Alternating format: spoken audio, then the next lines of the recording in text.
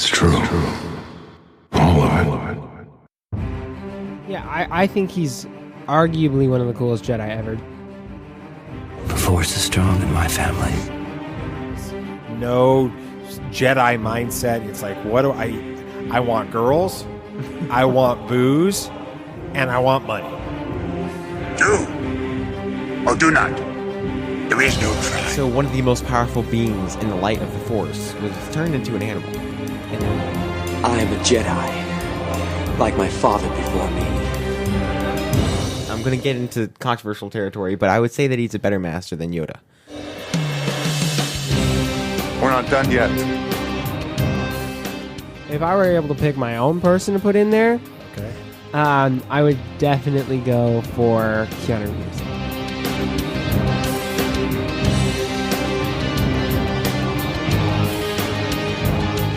Welcome, Star Wars fans. This is Tatooine Sons, your weekly look at all things Star Wars. From the unique perspective of a father sharing his love for the amazing space fantasy saga with his two sons. I am BB Nate, and I'm joined first by my brother, Samuel Hutt. To Star Wars fans, thanks for tuning in. And if you're not a Star Wars fan, then you can still learn what a good mentor is from Kanan Jarrus. He's a fantastic mentor. Yes, he is. And of course, you can't have Star Wars without bizarre father figures. So on that note, here's my dad, the Bowtie Jedi guy. Okay, we should probably give a little mini warning for anybody listening to this on audio. Maybe I even got a video. bad Probably feeling something. about this. If you hear thunder and lightning and all that craziness in the background, it's because Florida. It's called Florida, right? So that's what's going on there. So yeah, I mean, speaking of that, we had like tornadoes. That's our first like experience with that type of thing in Florida. What did that feel like last night, guys? Really nothing. Yeah. I didn't really notice anything. It went a pretty good ways away from us, so I didn't really notice anything. It was like raining and thundering pretty bad, but that was about it. I had headphones on when I was playing the game, so I didn't really notice anything. I was downstairs watching a show, so I got the full extent of how it was, and it was just pouring. Really? Like, Was it really bad? Because I was everywhere. asleep. It was the streets that in our alley were flooded. Like Wow. Really? yeah, it was going up onto the driveways. It was that bad. Wow. It was bad, but yeah, it just got really bad last night. We drove through an area after church this morning that had some damage from the tornado. Well, there was two tornadoes, I guess, that came through. So there was the one when we were earlier in the evening watching a movie. We were watching Pirates of the Caribbean. Dead Man's Chest. Is that what we were watching? Yeah. And then I guess one about 9:30, 10 o'clock last night came through, and it actually touched down and took out 11 houses. I don't think anybody was injured, but we were driving back from church and we saw the area. Church had a big tree that had come through the roof, and It was bad. yeah, it's kind of a. Wait, you can have tornadoes that don't touch down, though? Well, yeah, I mean, as long as the tornado's present, it's a cyclone there. Huh. Then it just doesn't touch down. So Well, I learned my thing for the day. there you go. Your one thing. Yeah, that's all I need to know. That's cool. Yeah, and then we did a little fun Friday afternoon. Why don't you? Oh, yeah. Why don't you explain, BB Nate, what we did Friday afternoon? We went to a water park. It just opened. It was its first day opening, right? this year. Yeah, this year, because after the coronavirus, everything. And it was really fun. There was a lot more to do than I expected, because when you're at the end of one side of the park, you can see the other side with no difficulty. But they really pile on all this stuff onto the same tower, so there were 10 rides, maybe a little bit more. But it was a lot of fun. It was a lot to do as well, and started raining right as we left, so it was good timing. Yeah, and it was closing, so it was Yes. not that big a deal. Yeah. And then I beat them. I just want the record to go. You Just- cheated.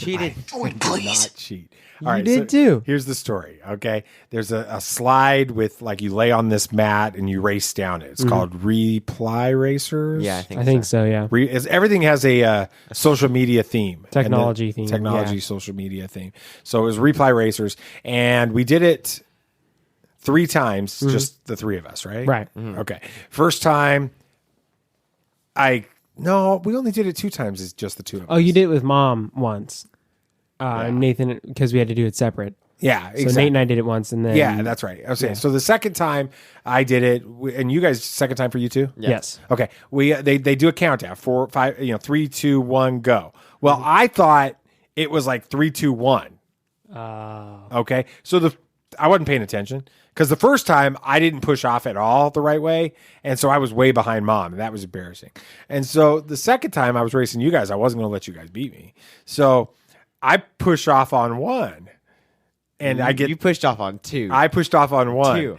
and I got the big false start on the time thing.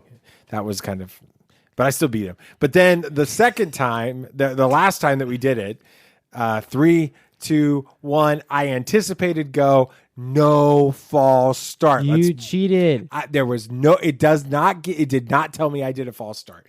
And I beat them like. We actually played by the rules and waited for the go. You decided to I get went all on fancy. go. I went on go.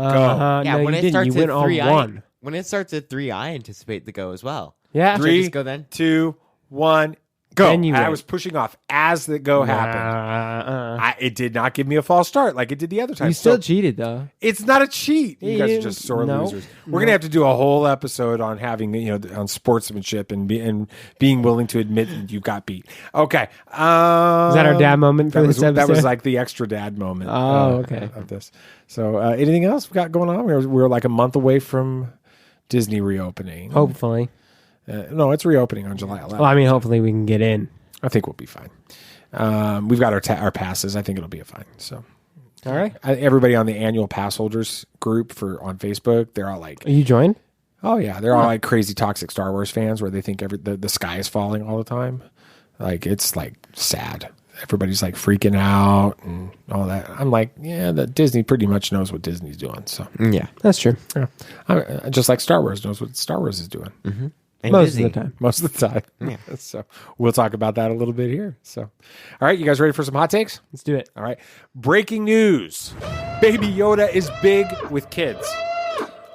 Yeah. And then there's some actors that are starting to make their desire to play Ezra Bridger known. So who talks first? You talk first? I talk first. And Sam is not I got a bad feeling about going this. to like what John Favreau, that's his name? The ability to speak does Favreau, not make you Jean intelligent. Favreau is saying about Boba Fett. That's all up next on Hot Takes. Are you brainless?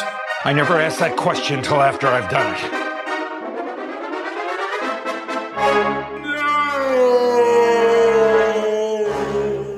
The origin of the Baby Yoda cup scene has been revealed. This is the way. Mandalorian has taken Star Wars fans by storm by having a strong first season helmed by directors like Taika Waititi, Dave Filoni, Deborah Chow, Bryce Dallas Howard, and others.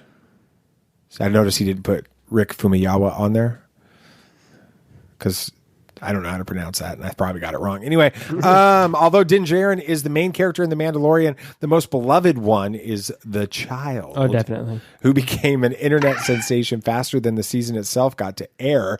It generated thousands of memes, one of the most used one being the moment when the child drinks out of a cup. During the ATX television festival this recent, I think it was a couple weeks ago now, via Collider, Howard, that's Bryce Dallas Howard, that's Ron's daughter. Yeah. Okay, just want to make sure we're on the same page.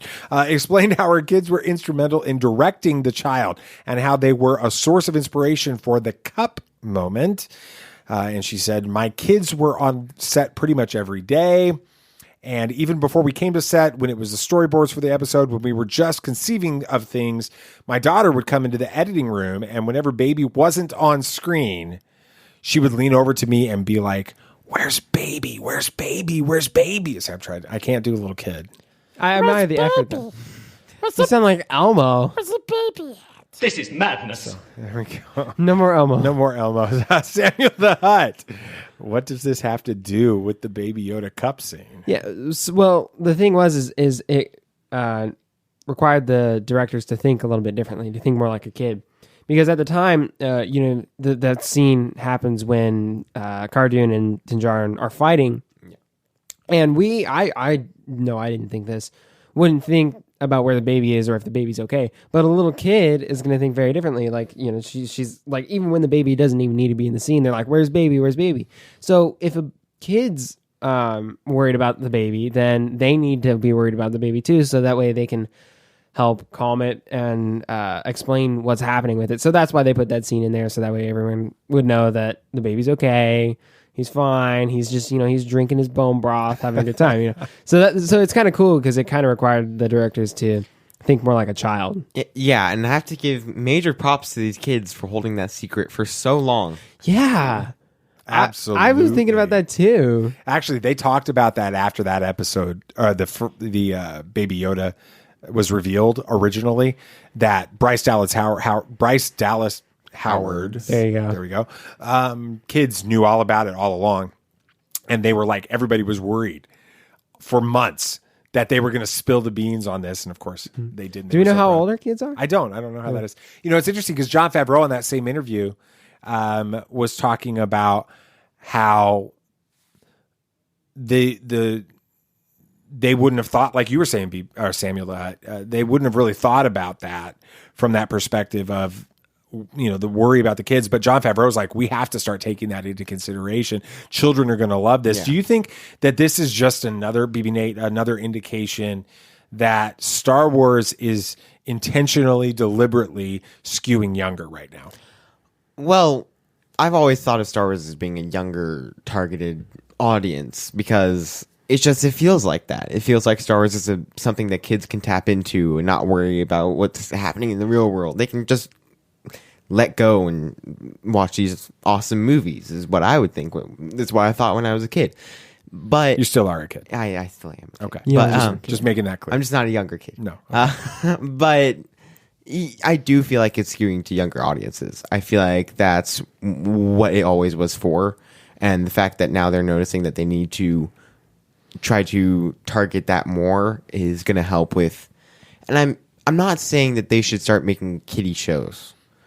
I'm saying that they're trying to think of what would the kids think of this. But still not.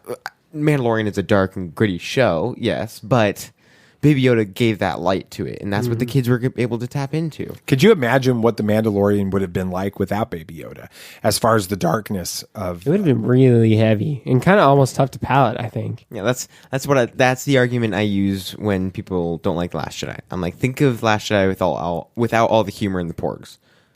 It would have been very dark, the darkest Star Wars movie to date. Now, the fact that they had the humor and the porgs in Last Jedi gave the light to that and gave the kids something to watch with that movie. It's the same with Mandalorian. Baby Yoda gave that light to it. And I feel like that they're now thinking of that.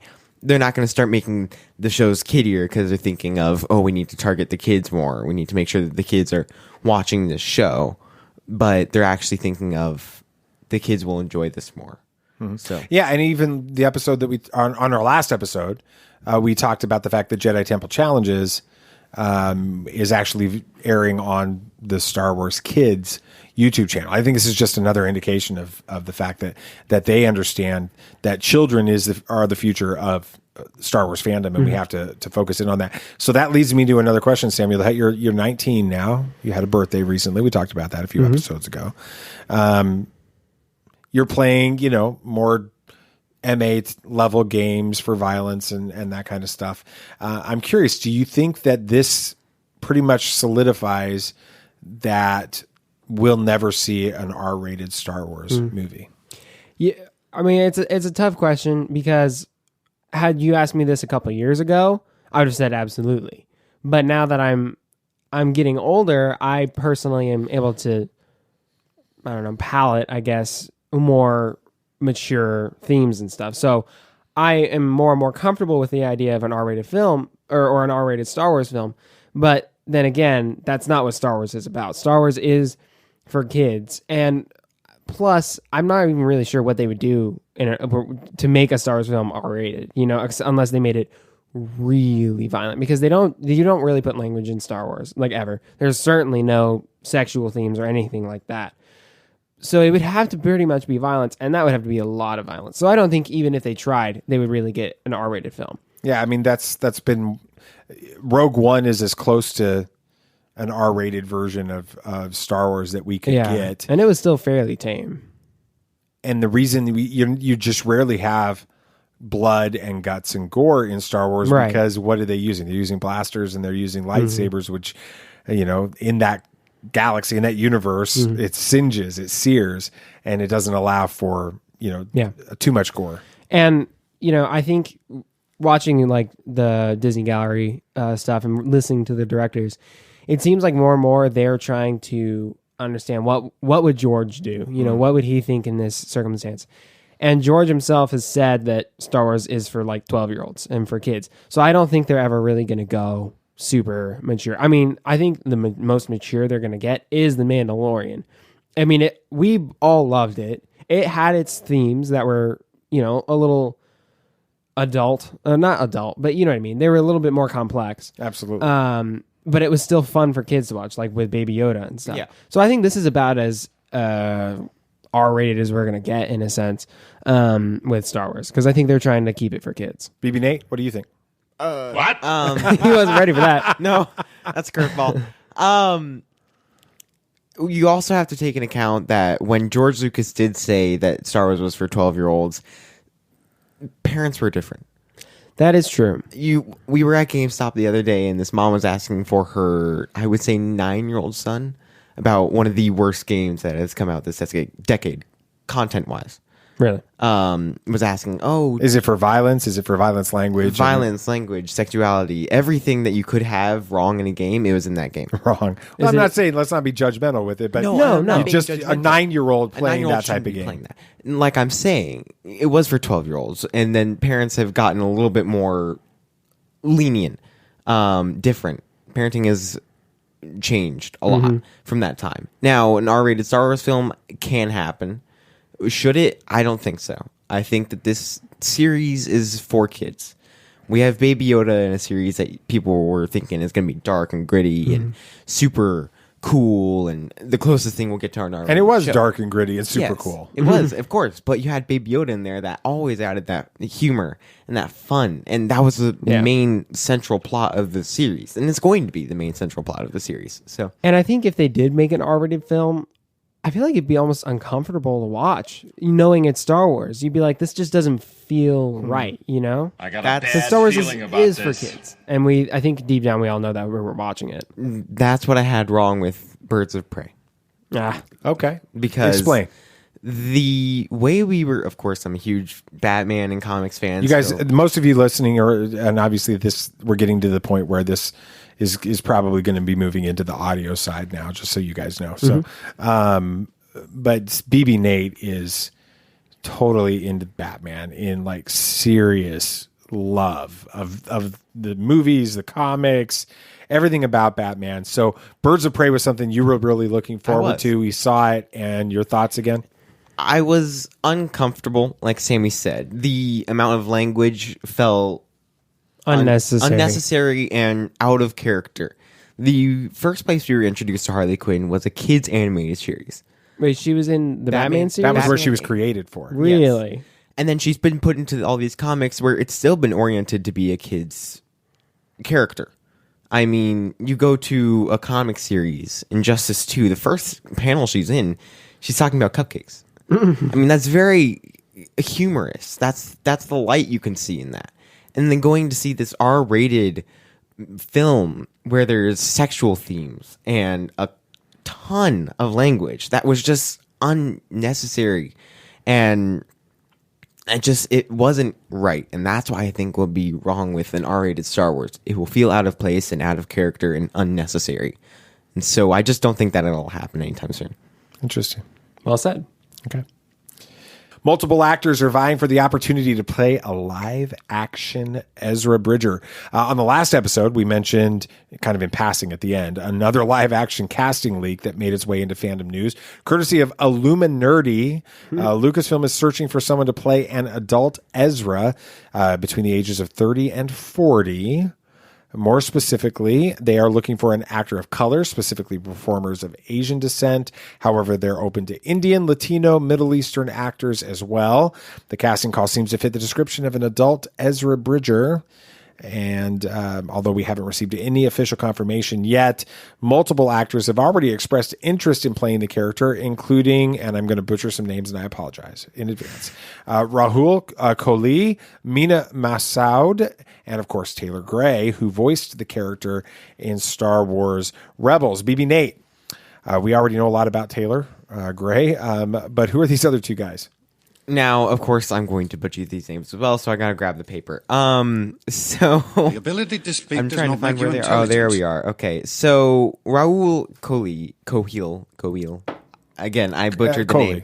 yeah. He hasn't done much. He's a pretty unknown character. Or actor. He's done a few things. He was in Supergirl for a couple of years. He's making his way into more animated stuff with the new Harley Quinn series. But other than that, he hasn't done a lot of big screen stuff. He's done some foreign films, but other than that, not much. Now, we know this other guy from the live-action Aladdin. The Mina Masoud. Mina Masoud. Other than that, I don't know much about it because I just don't know. I mean, I know him from Aladdin, and he did fine in that. But for me, I think that the person who could play him best is Taylor Gray. Now, Why? just because he's already voiced him, and he's in that age range where it would be okay, and he looks a little bit like the character. Now people might make this argument for why can't Ashley Eckstein play Ahsoka then? Well, because they've already made that decision. You can't go back on it. And if Ahsoka is in it, then I think they're going to use somebody else. They could still use Ashley, and I don't think anybody would mind it. She wouldn't mind it, but No, she'd love it. yes, but it might not happen. Now, the same could go for Ezra. It could be anybody, but I would prefer Taylor Gray. I would prefer Ashley as well, but I'm just preparing myself for it not to happen. That's interesting.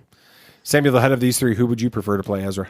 You know, my initial thoughts would be Taylor Gray because of the voice. You know, I mean, the character is most known for his voice in that sense because it's unique to him. But looking at the picture of him, I just can't see it. He just doesn't quite look close enough to the character for me. And then the Mina Masoud, I just don't think he could pull off the character himself. I think he may have the look, but I just don't think he can pull off Ezra. So I would be left with Raul Kohli. But I'm not sure. Because you've never really seen him act in anything. You So don't watch Supergirl he's or- kind of like, just by a process of elimination, the only one I would be able to pick. If I were able to pick my own person to put in there, Okay. I would definitely go for Keanu Reeves. He's too old. No, he 30 to 40 is what it says on here. okay. I think he's like 50 something, but you should look up. The dude doesn't age. Okay, like he still looks like he's 20 just with a beard. or Tom something. Cruise, right? Right. I think he could still do it. I think he could do it. I would prefer that as well. This I is mean, madness. if you think from the standpoint of not just a joke or anything, and you look at the picture and then you go to the fan art of Ezra added with a beard because he's older now, and I don't think he has a place to shave wherever he is. But Just grabs his lightsaber. You know. and if you look at the picture, Thrawn of Keanu- comes in. He's like, I will shave you very carefully with the lightsaber. Don't move. and you look at the picture of Keanu Reeves, it would work. I'm being serious. It would work. Voice. That would be I don't know. really hard Bizarre. to take. As a fan, though, you're watching a character and then you're like, but that's freaking Keanu Reeves. Right, which is probably why they use unknown people for most of the stuff in Star Well, Wars. especially if you're dealing with an existing character. Right. Yeah, because that's why I would have a hard time with. Any of these other guys. Yeah, well, Yeah. the guy who played Aladdin. That's Mina why I would have Masoud. a hard time because I'm looking at him and I'm like, that's Aladdin.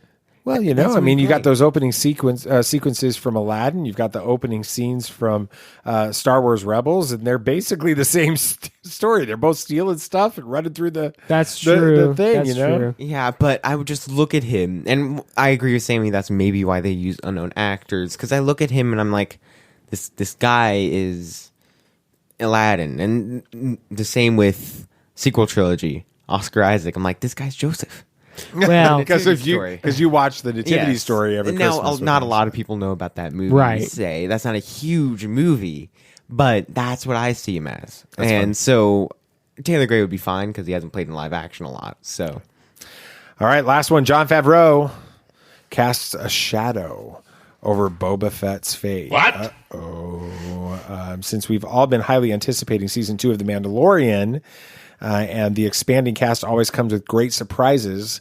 Like it was recently reported that Tamura Morrison will be joining the series to play Boba Fett. And this brought up many questions, knowing that Boba Fett died in the Sarlacc pit in Return of the Jedi. And now John Favreau, the showrunner, appeared at the director's panel for ATX Television Festival, which we referenced in the first one of our hot takes. The panel was a television delight. It featured, again, Deborah Chow, Dave Filoni, Taika Waititi, and Rick Famuyiwa. The ability to speak does not make you intelligent. Favreau talked about the framing of the show, giving the franchise new characters, but keeping the setting the original fans were used to. And talking about the show, he mentioned via Variety that even though Boba Fett is an inspiration for the protagonist of The Mandalorian, the classic bounty hunter can't seem to be alive. He says, quote, "We all loved Boba Fett, but we never got as much of him as we all wanted. He came to an unceremonious end in Return of the Jedi. We wanted somebody that could kind of live up to what we had hoped to see when we were younger." Samuel the Hutt. Does this mean that Boba Fett's now not likely to show up in season 2 of The Mandalorian? I got a bad feeling about this. No, I don't think so. Maybe I'm a little biased, but I think... A lot biased? Okay. But I think that this could just be him doing director speak to keep, he didn't really say it, but he did say it, but he didn't really say it. So this could just be because of the rumors and stuff. And I don't think that Boba Fett's dead. What I do find interesting, though, is that he was the kind of the inspiration for the character. And I think that's why I have Din Djarin's like a close second to Boba Fett for me, just because he's what Boba Fett could be, he's just cool, right? So I think that's cool as to how that works. So are you saying that this is Jon Favreau's fan fiction of what Boba Fett could have been? Pretty much, yeah. It's a trap. Well, I interviewed Tyler Bucks recently, and we had his episode came out last week sometime, and his description of Boba Fett. One of the questions we ask on there is your least favorite Star Wars character. He said Boba Fett? He said Boba Fett. Really? He did. And I was like, well, we were talking about the character, and I said, do you think he could be redeemed in The Mandalorian? If he came in and did something pretty amazing, could that make him, change your perspective on Boba Fett? And his answer, his answer was, if he does anything in The Mandalorian, he's doing more than he did in That is true. Yeah.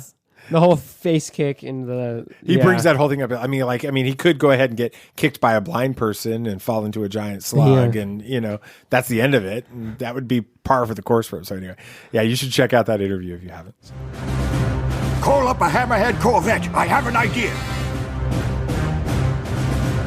Be careful not to choke on your aspirations. The ability to speak does not make you intelligent.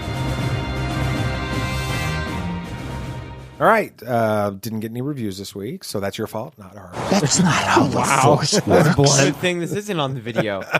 No, I love you guys. Now give us a review. Okay. Last week's podcast poll of the week, we just kind of did a flash poll on Twitter and wanted to get your thoughts. Since, we talked a little bit about Ezra Bridger in the previous segment, and we're going to be talking about Kanan Jarrus in the next segment.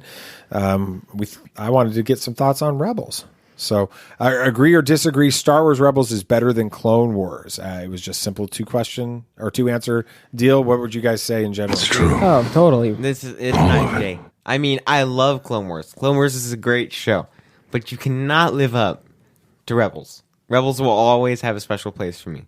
Always. And do you think that's because Rebels is a better series, or because it has more emotional connection? Well, first of all, it's in order. That helps. Don't get technical with me. And second, you can grow with the characters more. You don't know what happens to them, and you can feel their pain at the end. I like this guy. That's an interesting. That is true. An interesting spin. You don't really have that other than Ahsoka. That's why I liked Ahsoka so much. That's why everybody likes Ahsoka so much. You don't, but you don't have to worry about what's going to happen to Anakin. You don't have to worry about what's going to happen to Yoda or Kenobi or any of those guys. It's really all about Ahsoka as far as any kind of plot line. And then even with season 7, we knew Ahsoka lives, right? Because we saw her in the end of Rebels. Right. So there was a little bit of an anticlimactic. That's the right word. Anticlimactic moment on that. As far as what you guys thought, you guys You guys love your Clone Wars, and I think that may have a lot to do. I'm just going to say it, a lot to do with the fact that season 7 just happened. Everybody's super into that. But if they came out with a live action Rebels follow-up series, and you had your live action Ezra and your live action Sabine and Zeb and Hera and Chopper and all of those people, and it was an amazing storyline, you're going to flip back over to Rebels. It's just the way it's going to go. You guys, 62.3% said that they like Clone Wars better. They disagreed with Clone Wars or Rebels being better than Clone Wars. Only 37.7% agreed with I find your lack of faith disturbing. Well, here's the way it works. I love you all, but 62.3% of you guys are wrong. Yes. So I'm just playing with you guys. Everybody, any Star Wars is good Star Wars. All right, let's hear what you guys had to say about that. Yeah. So first comment is from Just One Ghost at Just One Ghost. They commented, "I'm not sure this is a fair comparison. Rebels was riding on the successes and failures of the Clone Wars. I think had they had the budget and the free reign to have a broader story, different groups, it could have been better than the Clone Wars." Okay. I think it was better, but anyway, yeah. No, I mean, I understand where they're coming from. I'm not sure about the budget thing. Maybe that's something they understand with it. But I feel like they had plenty of free reign. That's what Dave loved about this. He didn't have to fit in with the range with the characters of Anakin and Obi-Wan, fitting in with those characters that everybody knows what's going to happen to them. He's like, I can do what I want with these characters. That's why Dave preferred it. Light it up. BB Nate's passionate about his Star Wars Rebels. Rebels. But now we have Jared Kozel, who's also wrong. At J Kozel, who's also wrong. Rebels gave us some of the best moments in Star Wars history. Ahsoka confronting Vader, Maul facing Obi-Wan, which I agree with that part. But the reason those moments held such power for me was because of Clone Wars. Which I can see where it's coming. If it wasn't for Clone Wars, we wouldn't have Maul, which is understandable. So he says, so personally, I love Clone Wars a bit more, but I love both. They complement one another. That was pretty much the way that most people approach this. It's kind of a potato. Which one do you like the most? They're both awesome. But that scene on the wall behind me here but it doesn't exist without Clone Wars, is what they're saying. What Jared He's got a point. Twilight of the Apprentice doesn't exist without Ahsoka and Vader and everything that happens in the Clone Wars. It builds on the mythologies of the Clone Wars. So I think that's a valid point. Still doesn't mean it's better. Okay. And then the last one, dual canon is the future. I can't even read the Twitter handle because it got cut off. I apologize. But he says, Thrawn, Lothwol's Ahsoka and Vader, and that ending. Yes, sir. See, now we did Smart person. And we did get Thrawn. We did get Lothwol's, which we don't have in. We also don't, even the ending of, now I'm going back to the previous one because my mind is on that topic now. The ending with World Between Worlds is connected to Mortis. True. We don't have Mortis without the Clone Wars. It's not changing my opinion on which one I prefer. But it is an interesting thought exercise to think about how much of Rebels was built off of mythology built up in the Clone Wars and stories and characters in the Clone Wars. So interesting. What is dual canon? Dual canon is a movement within a subset of Star Wars fandom to re-canonize as sort of an alternate universe the Legends continuity and allow people to continue to tell legend stories and build on the Tales of the Jedi Order, the New Jedi Academy, all the stuff Luke did, that version of Thrawn, the Yuzon Vong or whatever they are that attack from that, all of that. Let that be another alternate universe where additional stories are continuing to be told in that universe because it was so popular. That's where this gets confusing. Now, I'm, again, a huge DC fan, and they have something called the multiverse. Yep, I knew you were going to go there. Now, it takes a lot of time to understand what the multiverse is. And to introduce a new universe, they would have to explain why that universe exists. And then that gets into a lot of different territory into what it is, and it's just so much more complicated. Yeah, I don't think they're talking about a multiverse. I don't think that they're talking about like both of these are like legitimately happening. I think they're just saying, if you love the Legends continuity, let us create content around the Legends continuity. I would have no problem with that. No, I'm not saying that I would have a problem. It might get a little complicated with making that other one canon. It's already hard enough to remember sometimes what is canon and what isn't. Right. And plus, Disney, we'd have a whole nother universe where Turbis isn't canon, so that would. And plus, it'd be just tough for Disney to make money off of that and stuff. So they own it. True. So they'd have to be able to give up the name for people to start using it again to create new stories. No, they bring in Claudia Gray, Timothy Zahn, some of the writers that wrote Jason Fry, some of the other writers, and that let wrote the Legends be people's fan fictions. Or fan novels. Let them write. Yeah, but it's going to have the Disney name on it, and it'll get confusing. I think it could. Yes. So now, when people talk about Star Wars Rebels, the conversation usually gravitates towards Ezra and Sabine and Hera, or even the Ghost. But for me, personally, Rebels is the best Star Wars animated series ever because of Kanan Jarrus. He's the link between the Jedi Order and the Rebellion, and more than that, he's a powerful example of how to become a great mentor. Hokey religions and ancient weapons are no match for a good blaster at your side, kid. Rebellions are built on hope. I find your lack of faith disturbing.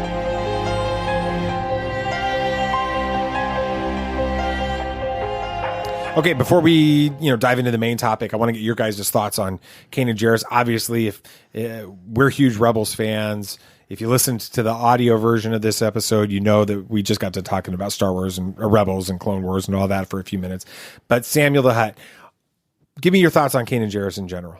Yeah, I think he's arguably one of the coolest Jedi ever, just because I like this guy. He relies on real world experience on top of his training he had from the Force. Kind of like when we were a couple episodes ago, we were talking about Rey and like what the meaning of the yellow lightsaber meant and like Sentinels and things like that. He kind of fits that bill, which is a really cool Jedi type in my mind. Yeah, and I think that some of the Kanan Jarrus that we experience in Rebels and that idea of he's having to utilize real world skills, not just Jedi skills, comes from who he became, and we are first introduced to him in A New Dawn, which interestingly is the first canon novel in the new canon stories. If I'm pretty sure that was the first one. And when we're introduced to him, he's not a Jedi. Okay, he's hiding that he's a Jedi. I mean, we see that some in the opening couple episodes of Rebels, but in A New Dawn, he's like working on a mining colony on a planet, and he's not using the Force really at all. He's afraid people are going to. He's like Cal Kestis, kind of. Yeah, I mean, there's an element of Cal Kestis, I guess, from that. He's hiding. He's trying to keep it from everybody. You don't see him ever using his lightsaber, and so he's having to utilize real world skills to try to survive. And he's all in for himself. No selflessness, no Jedi mindset. It's like, what do I want girls, I want booze, and I want money. Are you brainless? And that's the Kanan Jarrus that we're introduced to. And that's the first time we really see him all the way around. That's all we know about him at this point. So. Wow. I did not know that. But then we start to see the Kanan comics. Now, it was called Kanan, and the first, I think, 8 issues were called Kanan the Last Padawan. Now, this took place after Revenge of the Sith, right? So it takes place before A New Dawn. Yes. Okay. Right as he's a Padawan. It shows his master getting killed by this clone trooper guild that they were friends with, the master. And so we see Order 66. Yes, but they were this group always was together, and so it was a little bit more heartbreaking because they knew each other very well. They were friends, and so Kanan. I have feelings that the clone troopers let Kanan go, but we see him start to run away from these clone troopers that weren't that guild, and he makes his way onto this planet, and he's hiding, and then this pirate smuggler dude finds him, and then he basically becomes what we see as Ezra with Hondo. Interesting. Kind of a smuggler and a pirate for a little while. And then we moved to the rest of the issues for Kanan. Now, this was the first battle he ever went to, the Battle of Megiddo, I'm pretty sure.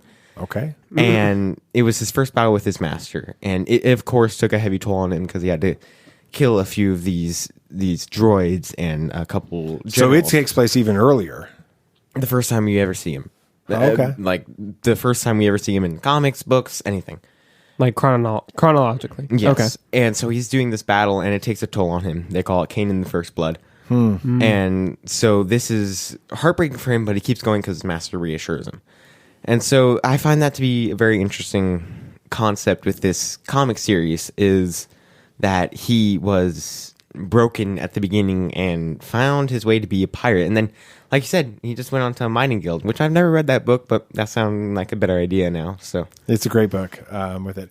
Let's talk about him as a mentor. He's the Obi-Wan Kenobi of Star Wars Rebels. He's the Yoda of this. He's the mentor. He's the one that's got the Padawan. He's the one that's got the apprentice in this.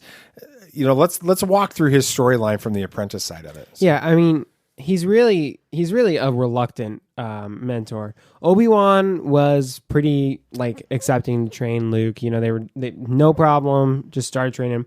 Yoda to Luke was a little reluctant there, but he still eventually gave in pretty quickly and still trained him. Kanan was really not liking the whole idea of training Ezra. He, in one episode, it was early in season 1, he hears that Jedi Master Luminara was still alive, supposedly, and so he thought he was going to break her out of prison so that he could train Ezra, because he just thought it was not working. They weren't clicking, they were just constantly at each other's throats, and it just wasn't working. So he goes, and eventually they find out that Luminara was dead. So he ends up having to train Ezra, but he learns throughout this episode in the first season, but really just the whole series, that he's really what Ezra needs the most. He's really what the Force chose for Ezra, because it knew that that's what Ezra really needed. It wasn't some great grandmaster. Ezra just needed someone who was pretty down to earth and would tell him what it is, tell him what it is, how it is, and just get real with him for, when he needs to. And I think that that's a really interesting idea, is that he's exactly what he needed because the Force knew that. Yeah, and it's interesting too, because you're saying that the Force chose Kanan to be Ezra's master, because there's that ending to that episode where he goes to try to find Luminara in Dooley. He's struggling at the beginning of that with wanting to train Ezra. He doesn't feel capable. He doesn't feel qualified for it.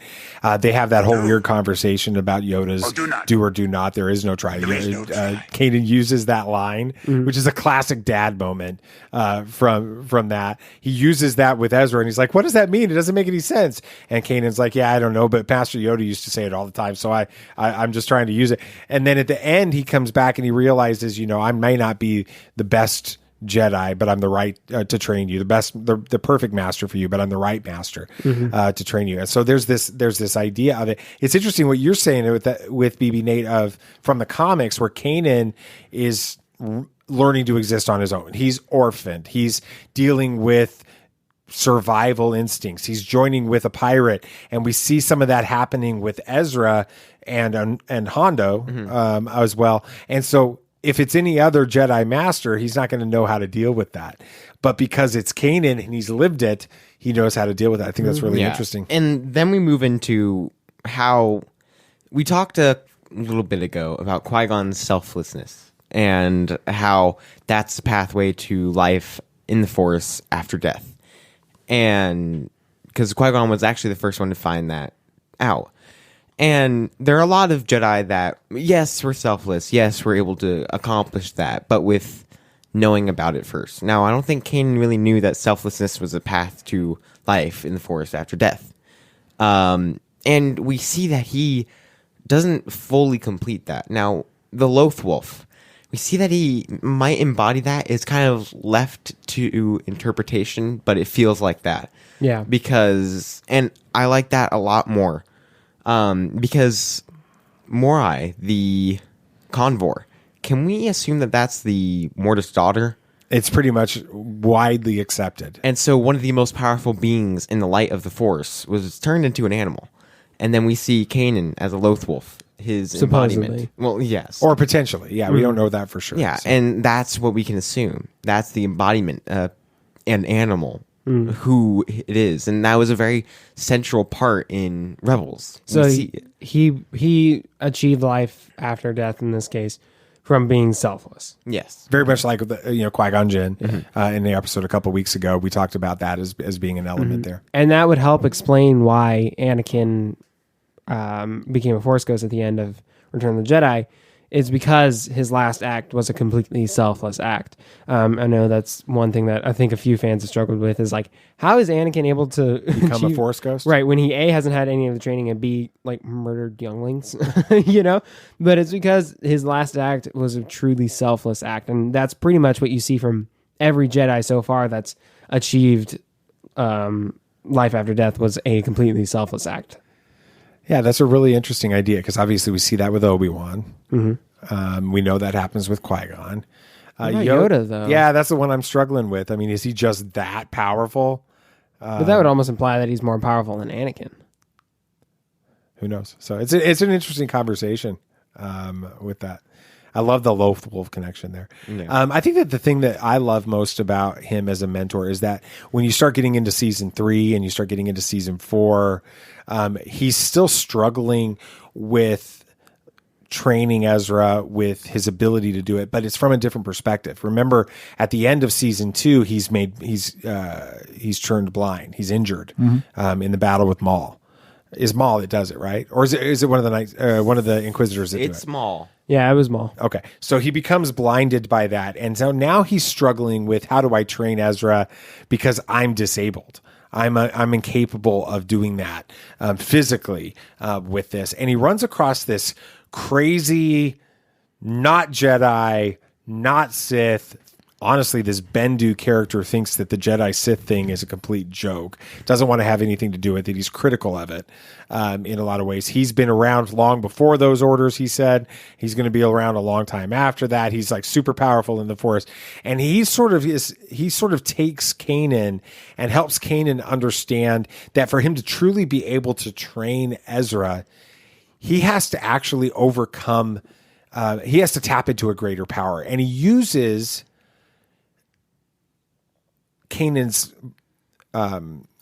his visual impairment, his blindness, as a metaphor or a tool for training in this, right? He teaches him how to see in the Force, telling him, about in the Force you can see much better than you need to physically, and he uses that to teach him how to physically see his surroundings. But I think he's also using that to teach him how to properly mentor and to raise up Ezra. He's saying you have to tap into something beyond what you can actually physically do and see. And you have to tap into this Force in a greater way in order for you to do what you need to do with this boy with it. And I, as a father, that's like a really interesting idea. What do you think about that whole exchange between Kanan and Bendu and their relationship in that? So. Yeah, I think it's interesting. The blindness can help him in a way. It's kind of like a sensory deprivation thing. Like when you take away one of your senses, your other ones are heightened. I mean, this is a more extreme case, and it's very different. But you get where I'm coming from.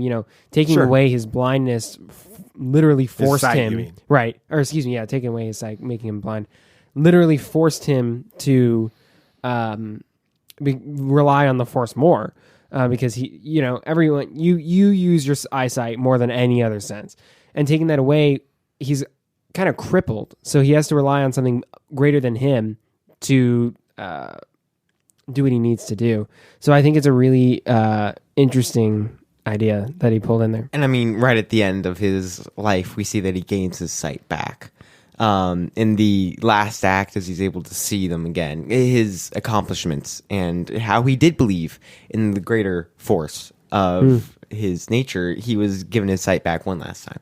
And that was what shocked me. It was just, he learned so much to do with blindness. And he learned so much while he was blind. Yes, and he was a better master than most masters we see. Now, I'm going to get into controversial territory, but I would say that he's a better master than Yoda. What?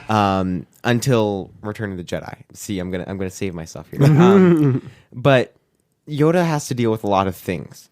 Kanan has to deal with, okay, I have a Padawan. He's my only thing I have to worry about. I have to train him. Yoda had to deal with Jedi Council, Senates, and a Padawan with Count Dooku. And Count Dooku did fall to the dark side. Because when you have a master, you have to pay full attention to them. They need the support. And they need to learn from this mentor, this master. And we see in Empire Strikes Back and Return of the Jedi, Luke Skywalker, one of the great Jedis. Yoda had nothing else to worry about except for his Padawan, Luke Skywalker. So that's one of his best apprentices. Which explains what we were talking about with the Qui-Gon Jinn episode when we discussed that you can't be on the Jedi Council and have a Padawan. The only one that can is the Grandmaster, which is Yoda, and he ends up not effectively doing training him because he's distracted by some other things. That's a really interesting point you make there, BB Nate. Well, for the dad moment this week, in the final couple episodes of Rebels, Kanan and Hera begin to refer to Ezra and Sabine as the kids. And the greatest lesson that I think we can learn from Kanan Jarrus is about parenting. It's hard. Like you said last week, space is hard, Samuel the Hutt. Space is hard. Parenting is a lot harder than space. Some parents are dragged into it kicking and screaming. Others thought they knew what they were getting into, only to realize that there is no adequate instruction manual for it.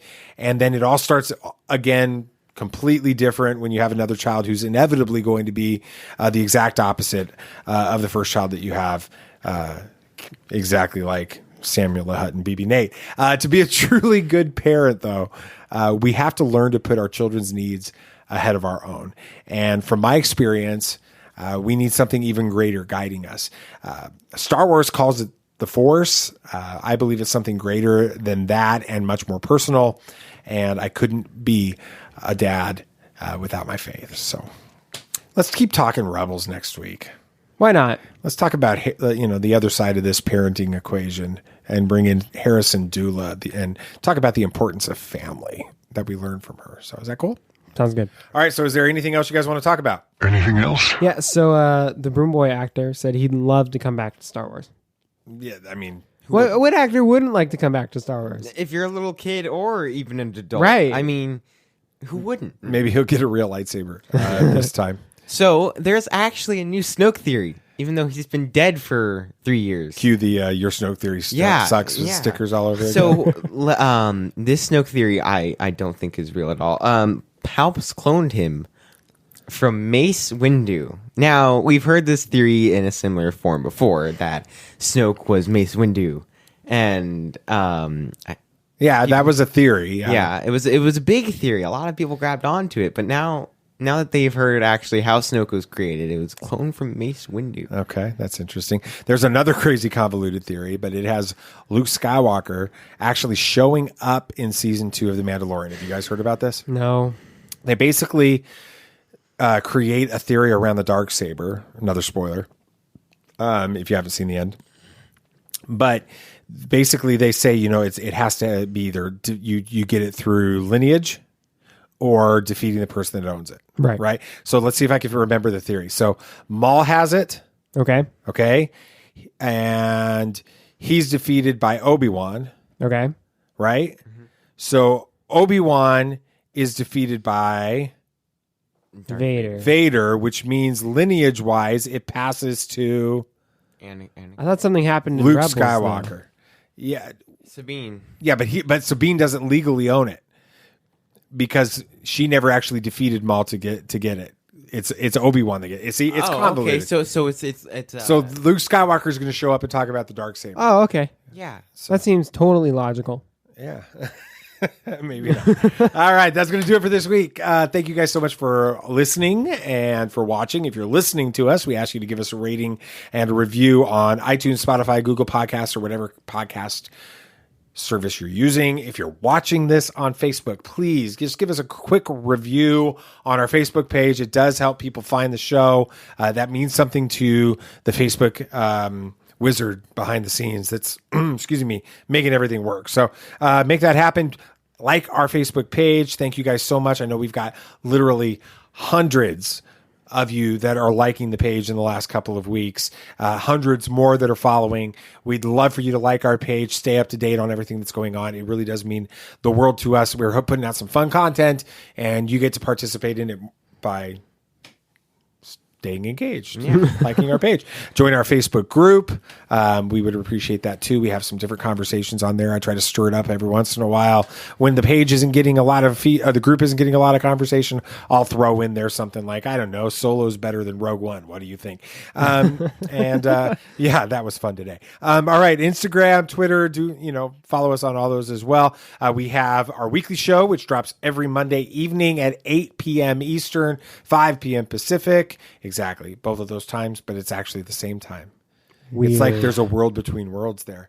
Whoa. Oh, yeah. And then we've got our Voices from a Galaxy Far, Far Away interview series, which we're doing through the month of June. Lots of fun interviews, lots of fun conversations. I would really love to get your feedback on that if you're listening to it or if you're watching it on Facebook.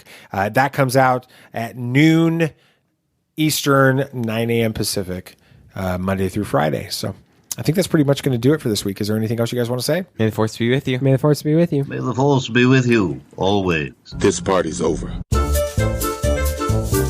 like that Wookiee. Don't get technical with me. Joy, please. Yep, yep.